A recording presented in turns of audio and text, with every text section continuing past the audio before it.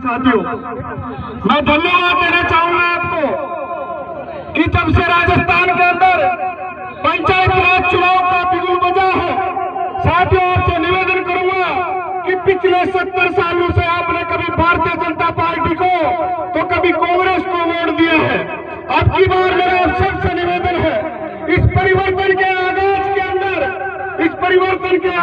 के अंदर आप राष्ट्रीय लोकतांत्रिक पार्टी के साथ कंधा से कंधा मिलाकर साथ देना। साथियों, ये राजनीति है साथियों, इसमें कुछ नेता आएंगे, कुछ जनप्रतिनिधि आएंगे और आपको यह बात कहेंगे कि राष्ट्रीय लोकतांत्रिक पार्टी एक जाति विशेष की पार्टी है, हनुमान मेरे वाली जाति विशेष का नेता है।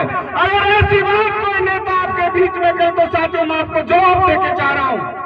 उनको कहना कि जब वसुंधरा राजे की सरकार थी, गुजर देवासी गुजर आरक्षण की मांग को लेकर रेलवे पटरियों पर बैठे थे, बैठकर गुजर शहीद हो गए थे।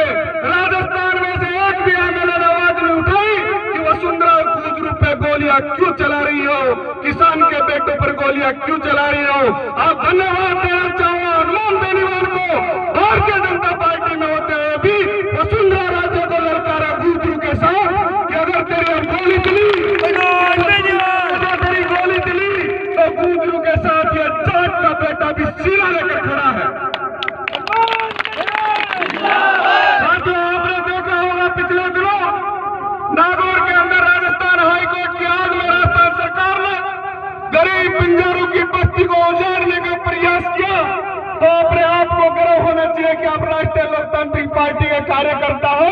जब बंजारा समाज की न्याय की लड़ाई लड़ने का समय हो तो राष्ट्रीय लोकतांत्रिक पार्टी के तीनों विधायक मैदान में बंजारा समाज के साथ आ गए थे। फिर भी आप लोगों को अगर ऐसा कहें कि समाज विशेष का नेता है तो आप उनको यह जवाब देना कि राजस्थान के अंदर जब जंगल राज की स्थिति कांग्रेस की है, आए तो लूटपाट की घटनाएं, बलात्कार की घटनाएं आपने कल परसों देखा है। 2 किसान के बेटों को सरियाम घर से अगवा कर लिया जाता है जोधपुर के अंदर। जब 2 किसान के बेटों को तस्करों द्वारा अगवा कर लिया जाता है, क्या सारे नेता मर गए थे क्या कि मैदान में नहीं आए? अगर उन किसान के बेटों को न्याय दिलाने के लिए एक ही किसान का बेटा निकला, उसका नाम था हनुमान बेनीवाल। मेरा कहने का मतलब यह है कि राजनीति के अंदर आरोप प्रत्यारोप की राजनीति चलती है।